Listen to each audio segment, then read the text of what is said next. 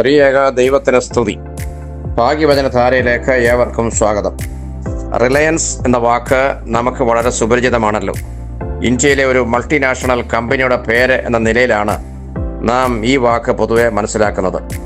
എന്നാൽ ഈ ഇംഗ്ലീഷ് വാക്കിൻ്റെ അർത്ഥം പൂർണ്ണമായും വിശ്വസിക്കാവുന്നത്, ആശ്രയിക്കാവുന്നത് എന്നൊക്കെയാണ്.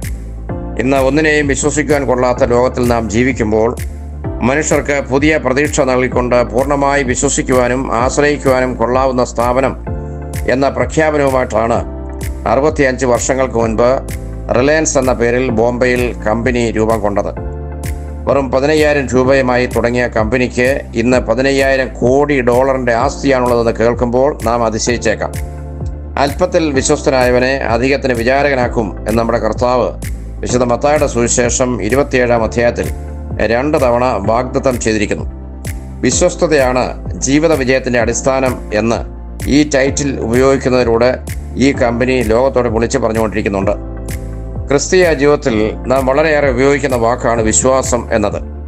എന്നാൽ ഈ വാക്കിൻ്റെ ശരിയായ അർത്ഥം മനസ്സിലാക്കുവാൻ നാം ശ്രമിക്കുന്നില്ല എന്നതാണ് വാസ്തവം.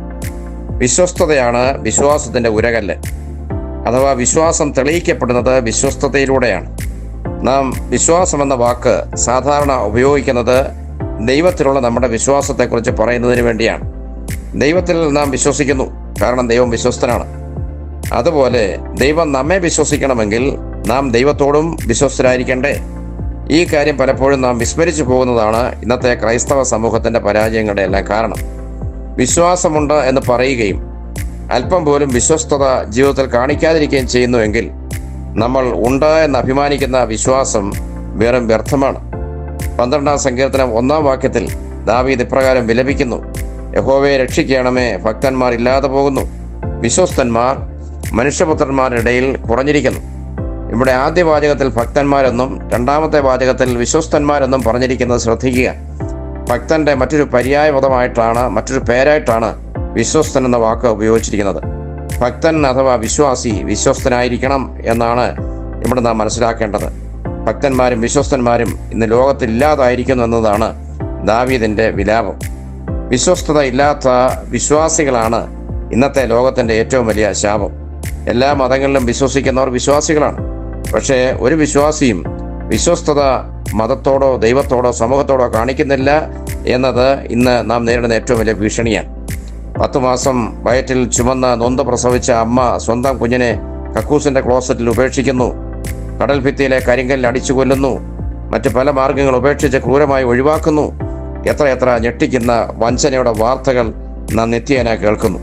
അവിശ്വസ്തതയും വഞ്ചനയും ചതിയും വിശ്വാസികളുടെ സമൂഹത്തിലാണ് കൂടുതൽ അഴിഞ്ഞാടുന്നത് എന്നതാണ് ഏറ്റവും അധികം ഖേദകരം. വിശ്വാസത്തെക്കുറിച്ച് ഘോരഘോരം പ്രസംഗിക്കുകയും വിശ്വസ്തതയില്ലാതെ ജീവിക്കുകയും ചെയ്യുന്ന വിശ്വാസി ദൈവത്തോടാണ് വഞ്ചന കാണിക്കുന്നത് എന്നും ദൈവത്തെ സമൂഹ മധ്യത്തിൽ അവഹേളിക്കുകയാണ് എന്നും തിരിച്ചറിയുന്നില്ല എന്നതും ഖേദകരമായ വസ്തുതയാണ്.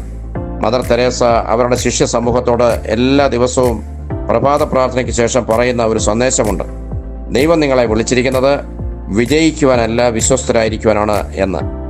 ഇന്ന് വിജയിക്കുവാനായിട്ടാണ് നാം എല്ലാവരും ഓടിക്കൊണ്ടിരിക്കുന്നത്. ഈ ഓട്ടത്തിൽ എങ്ങനെ മറ്റുള്ളവരെ പരാജയപ്പെടുത്തി എനിക്ക് മുന്നേറാം എന്ന് മാത്രം എല്ലാവരും ചിന്തിക്കുന്നു. അതിനുവേണ്ടി തന്ത്രങ്ങളും കുതന്ത്രങ്ങളും എല്ലാവരും മെനയുന്നു. ഈ കുതന്ത്രങ്ങളിൽ സ്വന്തം ബന്ധങ്ങൾ പോലും തകർന്നടിയുന്നതിൽ ആർക്കും ഒരു വേദനയുമില്ല. ഈ ഒരു പശ്ചാത്തലത്തിൽ വേണം മദർ തെരേസയുടെ ഉപദേശം നാം വിലയിരുത്തേണ്ടത്.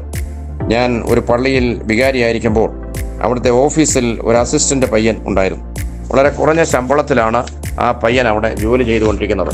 പള്ളിയിലെ ലക്ഷക്കണക്കിന് പണം ബാങ്കിൽ നിക്ഷേപിക്കുവാനും മറ്റാവശ്യങ്ങൾ സാധിക്കുവാനുമായി ട്രസ്റ്റി അവൻ്റെ കയ്യിൽ കൊടുത്തയക്കുന്നത് കണ്ട് എനിക്ക് പലപ്പോഴും ഭയം തോന്നിയിട്ടുണ്ട്. പക്ഷേ ട്രസ്റ്റി എന്നോട് ഇതേപ്പറ്റി ചോദിച്ചപ്പോൾ പറഞ്ഞത്, അച്ഛാ, 101% അവനെ വിശ്വസിക്കാം, അച്ഛൻ ഒട്ടും പേടിക്കണ്ട എന്നാണ്.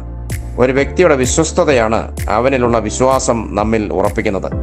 ദൈവത്തിന് നമ്മിൽ വിശ്വാസമുണ്ടെങ്കിലേ നമ്മെ വിശ്വാസിയായി ദൈവം പരിഗണിക്കുകയുള്ളൂ, വൻ കാര്യങ്ങൾ നമ്മെ ഫലമേൽപ്പിക്കുകയുള്ളൂ, വൻ കാര്യങ്ങൾ നമ്മിൽ നടത്തുകയും ഉള്ളൂ.